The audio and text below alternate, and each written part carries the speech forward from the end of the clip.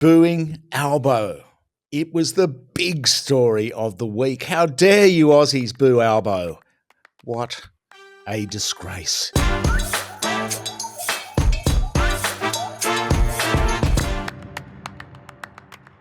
The story was everywhere, with furrowed brow newsreaders. Prime Minister Anthony Albanese was booed at the tennis today. Huge story it was. But there was a lot of debate about why Albo was being booed. Was it the tax cuts? Was it the thing which starts with G and ends with E that's going on in Gaza? Was it climate? Was it cost of living? Many suspected that it was the tax cuts because it was at the tennis and it, costs a couple of grand to get a ticket to go to the tennis, between $1,000 and $6,000 apparently to the finals of the tennis. And so you can't go there if you're really a big victim of the cost of living crisis. We assumed that it was people that were absolutely aghast at the fact that they would not be getting a free $9,000 handout anymore from the tax cuts, the stage 3 tax cuts, but would only be getting $4,500. Was that the reason for the boos? In any case, booing PMs is a bit of an Aussie pastime, and frankly, if a boo goes up, it can be a sort of good-natured boo anyway. It doesn't have to be a malicious boo. It can be a fun boo. There's a bit of a story about nothing, really. But, frankly, Albo has totally brained it, politically, not policy-wise, on the stage 3 tax cuts. Amid loud cries and wails from Angus Taylor, the Minister for the Cayman Islands, Shadow Minister for the Cayman Islands. Class warfare, cried Angus and his minions, his associates in the News Corp press and elsewhere. Broken promises, said all the coalition shadow ministers. Oh no, that's never happened before. Politicians never break their promises. The coalition media are doing their absolute darndest to get the class warfare thing going, but they've got a problem. Albo has snookered them. He's left them behind the black ball on the cushion at the far end of the full-size snooker table with the red up the other end. Okay. Stage 3 tax cuts. You got yourself a game. Jeffrey? Breakout. Tax cut for every single Australian taxpayer. Everyone, 9 out of 10, something like that, workers get this tax cut in stage 3. How hard is that to sell?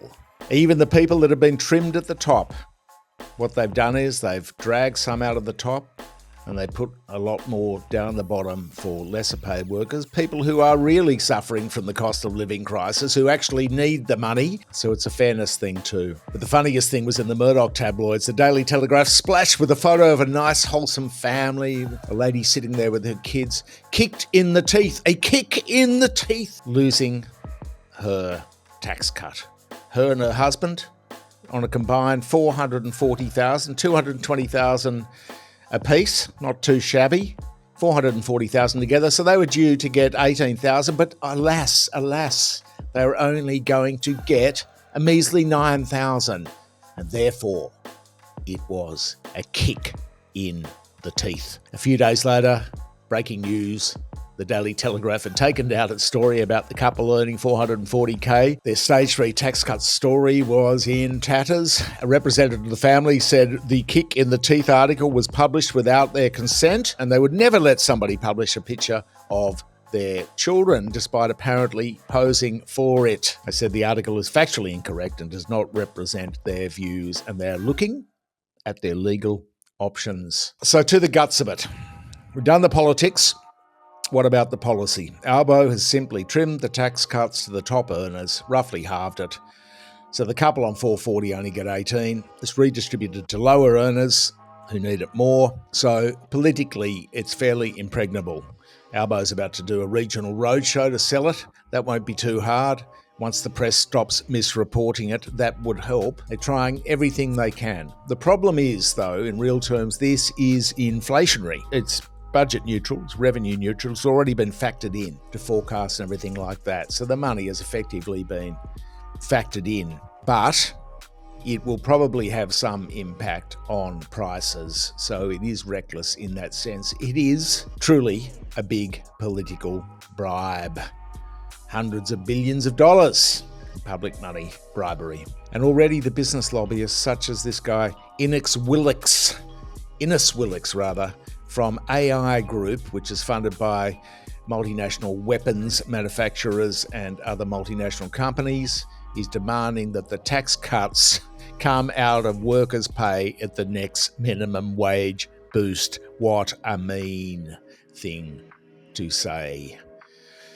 That's the business lobby for you. It never ends. And the complaining. The Herald, while News Corp was usually gnashing its teeth and foaming at the mouth, the Herald somehow spun it as a terrible thing, these tax cuts for younger Australians. It was a bizarre piece from a Liberal Party lobbyist turned SMH columnist, as you do. This partisan stuff in the mainstream is it is at absurd levels now. And so it is that the tax cuts go to Parliament. There's the debate already on. The Teals have come out and said something. The Liberals are sort of going, do we back it or don't we? The Greens are going to use it to screw some extra leverage, perhaps in another political bargain.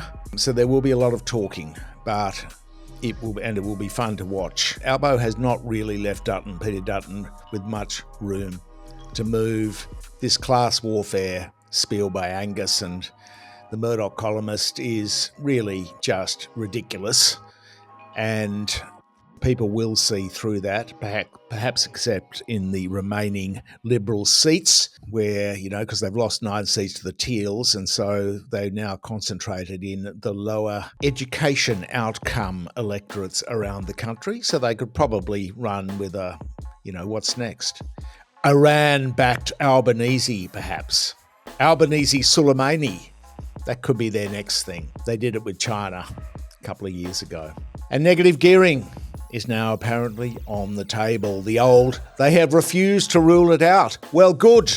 Why should the public subsidise an investor with multiple properties, let alone people with 300 properties, investment properties? And he could do the same as he's done with stage 3. We've got to see how that goes, of course, but he could keep negative gearing, reduce it to 1 investment property. So you didn't hit everybody with a holiday home, but just the people that were running it as a business. Cut it to 1 property. That would be fair, especially as negative gearing, the cost of it in the budget is turning into billions now that as interest rates rise, the cost of negative gearing subsidies rise. So it's going to start to cost a lot. So they could pull it back to 1 property and still claim we have not broken a promise.